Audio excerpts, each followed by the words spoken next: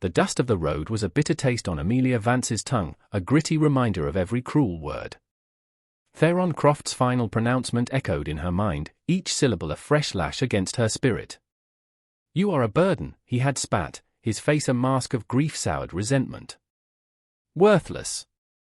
A constant reminder of what I've lost.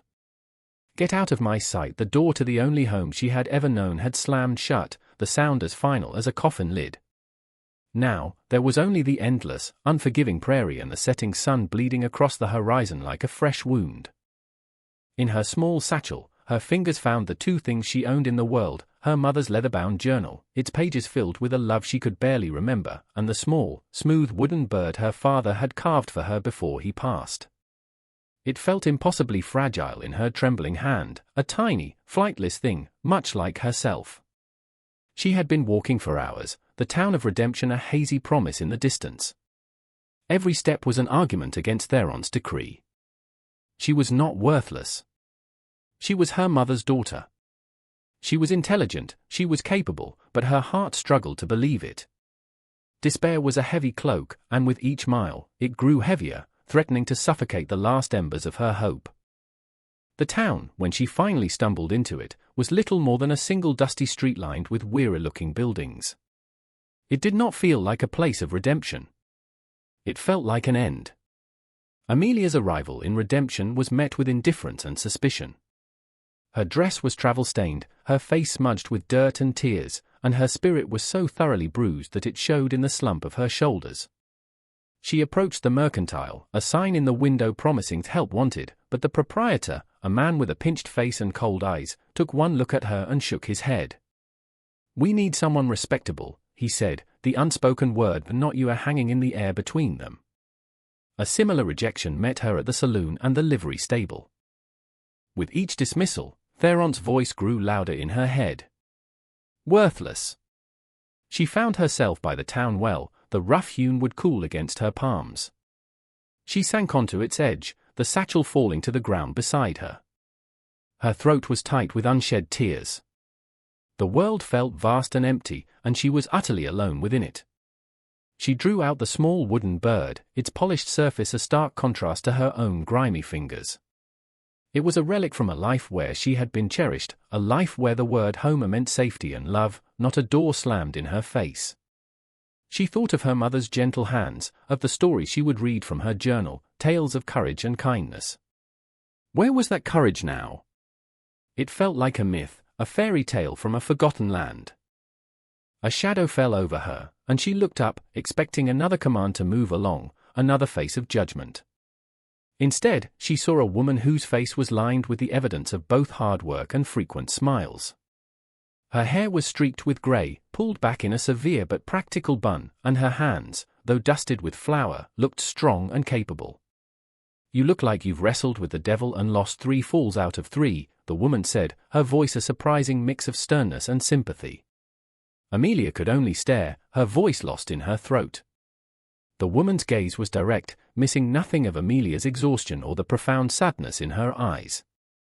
"I'm Martha Gable. I run the bakery.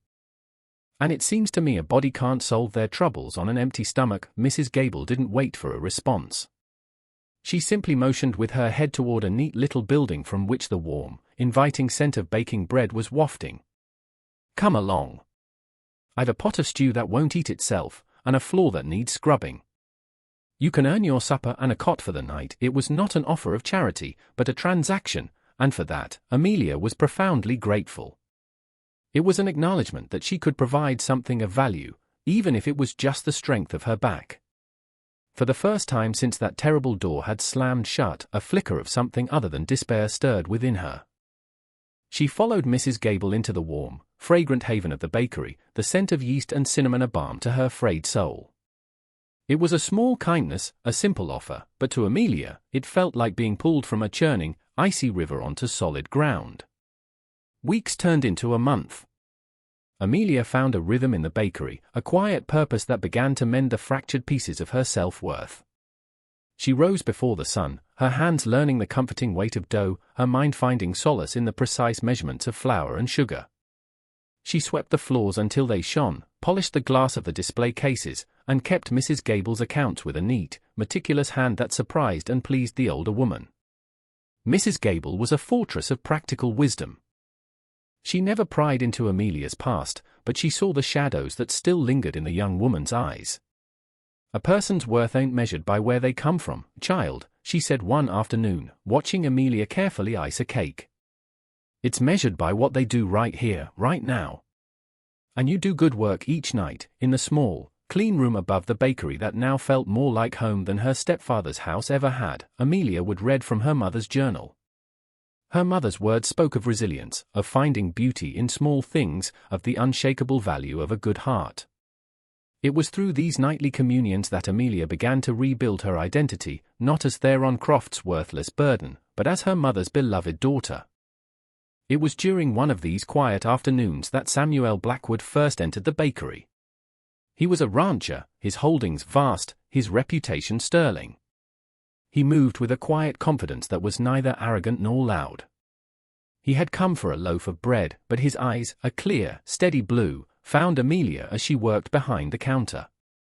He didn't stare, but his gaze was filled with a gentle curiosity. "Good afternoon, miss," he said, his voice deep and calm. He smiled, and it was a genuine, unassuming thing that reached his eyes.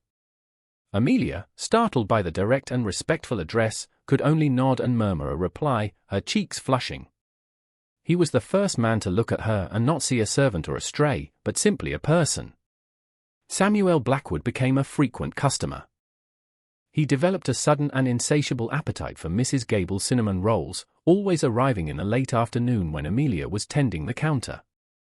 Their conversations were brief, circling around the weather, the quality of the day's baking, the small news of the town. Yet, within these simple exchanges, a deeper connection was being forged. He had a way of looking at her that made her feel seen. He noticed the smudge of flour on her cheek and would mention it with a soft smile, not a smirk. He saw the weariness in her posture after a long day and would ask if she was well. His kindness was a steady, gentle rain on the parched ground of her heart. One afternoon, he lingered after paying for his order. "Mrs. Gable tells me you keep her books," he said, his tone one of genuine interest. "She says you have a remarkable head for figures," and Amelia was taken aback. I do my best, sir." He shook his head slightly. "Please, call me Samuel." He looked at her, his expression earnest. "Intelligence is a fine quality, Miss Vance." A valuable 1 inch. The word valuable struck her. Theron had called her worthless. Mrs. Gable had shown her she had worth in her labor. But Samuel was telling her she had worth in her mind, in who she was. The idea was so foreign, so powerful, that it left her breathless. She began to look forward to his visits, to the sound of the bell above the door announcing his arrival. It was a cautious, fragile hope, a seedling pushing its way through cracked earth. She still wrestled with the old ghosts, the ingrained belief in her own insignificance, but Samuel's quiet, consistent respect was a powerful antidote. The sky, which had been a placid blue for weeks, turned a bruised purple one Tuesday afternoon. The clouds gathered with a menacing speed, and before the town of Redemption could properly batten down its hatches, the heavens opened. Rain fell not in drops, but in solid, wind-driven sheets. The dry creek bed that ran along the edge of town swelled into a raging, muddy torrent, and by evening, Main Street was a river. The general store, situated in a low-lying spot, suffered the worst of it. The next morning revealed a scene of devastation. Waterlogged sacks of flour and sugar had burst, creating a pasty, foul-smelling sludge on the floor. Tins of food were rusted, bolts of fabric ruined. The store owner, Mr. Henderson, stood amidst the chaos, his face a portrait of despair. The townsfolk gathered, offering sympathy but little in the way of a solution. It was then that Amelia stepped forward. She had spent the night listening to the storm, her heart aching for the town that had given her refuge. Seeing Mr. Henderson's ruin, she felt not pity, but a surge of purpose. "We must work quickly," she said, her voice clear and steady, surprising everyone, including herself. "We can salvage more than you think." Using the accounting skills her mother had taught her and honed by her work for Mrs. Gable, she began to direct the cleanup. She created 3 areas, one for goods that were a total loss, one for items that could be cleaned and sold at a discount, and one for undamaged stock. She organized teams, her quiet authority born not of command, but of clear-headed competence. Samuel Blackwood arrived with several of his ranch hands and watched, amazed, as Amelia brought order to the chaos. She was not just a gentle spirit, she was a leader. He saw her moving through the mess, her brow furrowed in concentration, directing men twice her size with a quiet confidence that earned their immediate respect. By day's end, what had seemed like a total disaster had become a manageable, organized recovery effort. Samuel looked at Amelia, her dress splattered with mud but her eyes bright with accomplishment, and he felt a wave of admiration so profound it nearly staggered him. She was more than just good or intelligent, she was resilient. She was a force. In the days that followed the flood, the way the town saw Amelia Vance transformed. She was no longer just Mrs. Gable's quiet helper, she was the woman who had saved Henderson's store from ruin. But no one's perception shifted more dramatically than Samuel Blackwood's. He saw in her a partner, a woman of substance and strength equal to his own. He began his courtship in earnest, not with flowery words or grand gestures, but with the same quiet sincerity that defined him. He invited her to walk with him in the evenings, their conversations deepening from polite pleasantries to shared hopes and histories. Finally, one Sunday, he arrived at the bakery in his best wagon and asked if he might show her his ranch. As they rode out of town, leaving the dusty street for the open plains, Amelia felt a sense of peace she had never known. The Blackwood Ranch was nestled in a valley, a sprawling testament to hard work and good stewardship. Samuel stopped the wagon on a high ridge that overlooked it all. The green pastures, the sturdy homestead, the cattle grazing peacefully, it was a kingdom built of sweat and determination. "My father built this place from nothing," he said softly, his eyes on the horizon. "He always said the land was the only thing of real worth.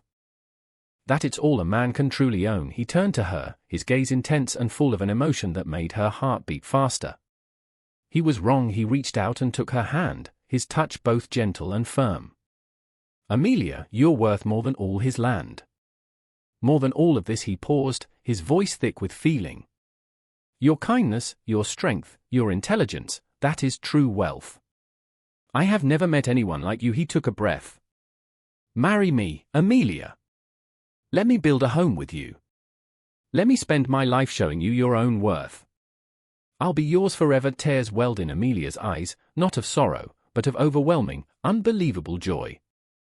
For the first time, the echo of Theron's voice was completely silent, replaced by the steady, heartfelt promise of a good man who saw her, truly saw her, for everything she was. A week before the wedding was to take place, a lone rider approached the town of Redemption. He was gaunt and weary, his clothes dusty from a long journey. As he dismounted in front of the bakery, Amelia felt a cold dread wash over her. It was her stepfather, Theron Croft. He looked older, his face etched with lines of regret that hadn't been there before. The bitterness that had once radiated from him was gone, replaced by a hollow, consuming sadness. He saw her standing in the doorway, and his shoulders slumped as if under a great weight. "Amelia," he rasped, his voice cracking. He took a hesitant step forward, stopping when she flinched. "I've been looking for you." After she had gone, he explained, the house had become silent, empty. In his loneliness, he had finally opened her mother's journal, which Amelia had left behind in her haste. He had read the pages, page after page of his late wife's love for her daughter, her pride in Amelia's mind, her gentle spirit. He had seen his own cruelty reflected in his wife's loving words, and the realization had shattered him. "She wrote of your worth on every page," he said, his voice choked with tears that now flowed freely. "Every single page. And I threw you away. I was so lost in my own grief, I couldn't see anything else. I couldn't see you." He looked at her, his eyes pleading. "I cannot unsay the things I said. I cannot undo the pain I caused. But I am asking, begging, for your forgiveness. I was wrong, Amelia." So terribly wrong. Amelia looked at the broken man before her. The anger and hurt that had been her constant companions for so long began to recede, replaced by a profound sense of pity, and finally, peace. She had found her own worth, not in his approval, but in herself and in the love of Samuel and this town. She could afford to be merciful. "I forgive you, Mr. Croft," she said, her voice soft but sure. And in that moment of forgiveness, the last chain to her painful past finally broke. The wedding day dawned bright and clear, the sky a brilliant, cloudless blue. The small town church was filled to bursting, the scent of wildflowers mingling with the faint perfume of polished wood. Everyone was there. Mr. Henderson, his store now thriving, beamed from a front pew. Mrs. Gable, dressed in her finest lavender silk, dabbed at her eyes with a lace handkerchief, her face a perfect picture of maternal pride. At the back of the church stood Theron Croft, his posture humbled, his gaze fixed on his stepdaughter with an expression of profound remorse and gratitude. He had asked, hesitantly, if he might have the honor of walking her down the aisle, and Amelia, in her ultimate act of grace, had agreed. As the music began, she took his arm. She wore a simple cream-colored dress, her hair adorned with a few wild daisies. She was not a grand lady or a wealthy heiress, she was Amelia Vance, a woman who had forged her own value from the ashes of rejection. She looked radiant, her happiness an almost tangible light that filled the room. Samuel stood at the altar, his eyes locked on her as she approached. The love and admiration in his gaze was a fortress, a promise of a lifetime of safety and devotion. As Theron placed her hand in Samuel's, he leaned in and whispered, so only she could hear, "He is a good man. You deserve this. You deserve everything." The ceremony was simple, the vows heartfelt and direct. They promised not riches or ease, but partnership, respect, and an enduring love. When the minister pronounced them husband and wife, a joyous cheer erupted from the congregation. Samuel leaned down and kissed his bride, a gentle, reverent kiss that sealed their new beginning. Walking out of the church into the warm sunlight, hand in hand with her husband, Amelia felt a sense of homecoming so complete, so absolute, that it brought tears to her eyes. This was her home. These were her people. She was worthy. 5 years later, the Blackwood Ranch was more prosperous than ever, but its greatest treasures were not the cattle or the fertile land. They were the sounds of children's laughter that echoed from the porch of the sturdy homestead. Amelia stood watching her 2 children, a boy with Samuel's steady blue eyes and a little girl with her own determined spirit, as they played in the yard. Samuel came to stand beside her, slipping his arm around her waist. The gesture was as familiar and comforting as breathing. She leaned her head against his shoulder, a sense of deep, abiding contentment settling over her. She was no longer the timid, broken girl who had stumbled into redemption. Motherhood, partnership, and the quiet dignity of a life well lived had transformed her. She was a confident and capable woman, managing the ranch's finances with the same sharp mind that had saved the general store, her opinions and insights valued by her husband as much as her love. Theron Croft was a regular, if quiet, visitor. He had sold his old farm and now lived in a small cabin on the far edge of their property. He was a doting, gentle grandfather, his past cruelty redeemed through quiet acts of service and an unwavering, respectful love for the family he had almost lost. He never sought to be the center of their lives, content to be a humble part of the happiness he had once tried to destroy.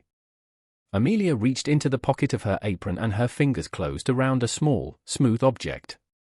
She pulled out the little wooden bird. It was no longer a symbol of what she had lost, a desperate anchor to a painful past. Now, as she held it in her palm, its wings poised for flight, it was a reminder of her journey. It represented the fragile hope that had survived the dust and the despair, and the incredible strength she had found within herself to build a new life, a new home, and to finally, truly understand her own profound and immeasurable worth.